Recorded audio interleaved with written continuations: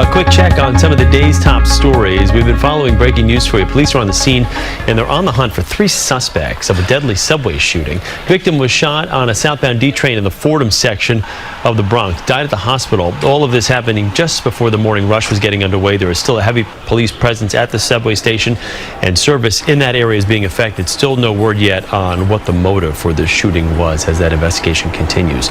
New video this morning police want you to see of a suspect in a high-end heist. They were caught on camera in the subway shortly.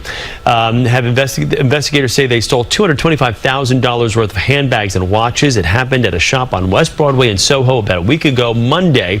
If you've seen these guys or know anything about this crime, you're asked to call Crime Stoppers. The inspector who is blamed for the collapse of a Bronx building is now off the job. His license suspended for 2 years.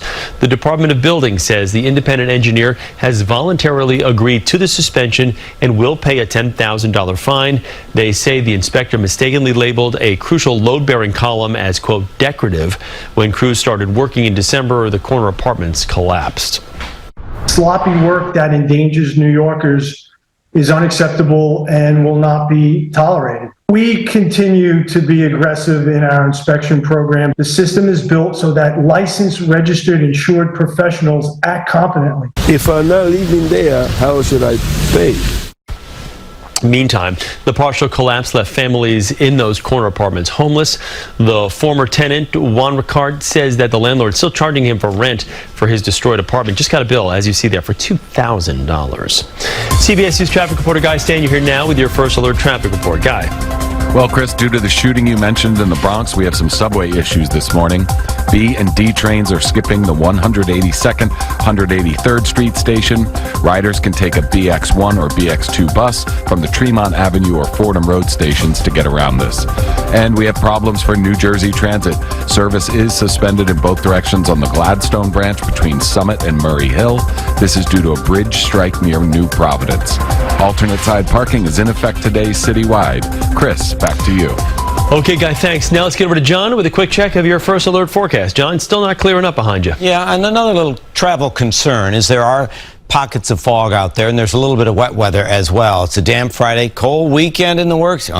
Spring preview next week. Right now, though, you can see the darker shades here, so some 1.5 mile visibility. There's a little more fog through parts of Morris into West Essex down into Union County as well. Very mild. I mean, for February, this time of year, this time of day, we've got some nice numbers. Here are the showers I'm talking about. Again, these are starting to fill back in. That line is clearing out of the Hudson Valley. This line, though, is on the way, so even through midday for the Jersey Shore and Long Island, you've got some showers to deal with. Then we will blow it away, and we're going to do that with a cold wind. But wait, there's more. It's going to be a big change in the way it feels. And to handle that part of the forecast, I want to send it out to my colleague, meteorologist Tony Sadiku, who's in Brooklyn, where it's pretty mild now, but that's going to change. Right, Tony? Yeah.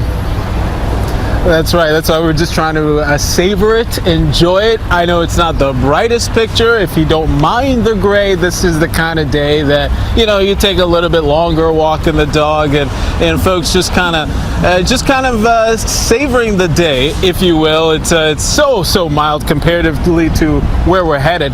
Mobile Weather Lab is set up. We got temps mid 40s. That goes away because we got a cold front coming in tonight, and it's really going to usher in that Canadian air. It's going to drop those temps big time. So let's show you the numbers, okay? You're getting your weekend started first thing tomorrow.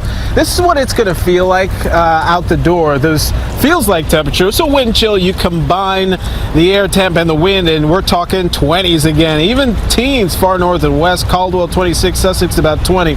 Okay.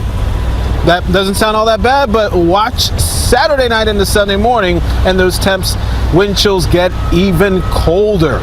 So single digits for some, teens for others. It's going to be back to coats, hats, gloves, the whole thing. But hey, it does get brighter, so we will savor that with high temps struggling, but we should be able to manage about 40 degrees, but the winds will make it feel a lot colder in the 30s. Sunday's a bright day. So if you're thinking, you know, weekend at the park, you're thinking you got birthday parties, you know, you're doing things with friends, maybe brunch, just kind of factor that into those plans. Things dry now, but of course we've got changes into next week, but for now Love that the wind's not blowing. Love that we're not getting any rain. I know it looks like it's going to rain, but it's really minimal rain out here in Brooklyn for the rest of the day, John. Well, and you make a great point too, Tony. I mean, you can go ahead with your plans this weekend. You just have to layer up because it's going to feel so chilly. That changes next week. John, thank you. And we have breaking news now. Tragedy this morning on a New York City subway. A man has died in a shooting. Let's get right to the scene. And CBS 2's Elijah Westbrook live in the Fordham section of the Bronx. Elijah? Well, as you can imagine, Cindy, some frightening moments ringing out underground here at the 182nd, 183rd Street stop when gunshots erupted on board a southbound D train. One of those bullets ended up striking a 45-year-old man who later died at St. Barnabas Hospital. Let's go ahead and take you to some video shortly after all this went down around 5 a.m. You can see paramedics and other first responders racing to the scene. Police have been looking at surveillance footage and perhaps any other evidence that may lead them to the shooter and those involved. At this time, the NYPD says is looking for 3 suspects, last seen wearing all black. A description beyond that was not provided. Riders we spoke to say they're on edge right now until the suspects are caught. People say something happened, it's mass shooting in there, so don't go over there, skip that train. So I skip the train, go to another train ticket. I was totally shocked, people are screaming that time. So I go back, I escape down. Oh, it's very dangerous. Thank God my daughter's in the house. I have a 2-year-old daughter, and thank God it's in the house safe. So now I'm going to work, so let's see how I can get there. And as you heard there, people on edge at this time. Again, police are looking for 3 people last seen wearing all black who officers say shot and killed a 45-year-old man. A motive is unknown at this time, but of course that's one of the elements being investigated. Back out here live, we know that trains are currently bypassing this station here. This is the 182nd, 183rd Street stop. Of course, we'll continue to stay here at the scene and bring you any new information that comes our way. But in the meantime, we're live in Fordham. I'm Elijah Westbrook, CBS 2 News. Elijah, thank you. New concerns about safety in one of the most popular parts of New York City. Nearly a dozen people are in custody for 2 separate attacks in Times Square. A 17-year-old male was stabbed in the back after some type of dispute yesterday evening.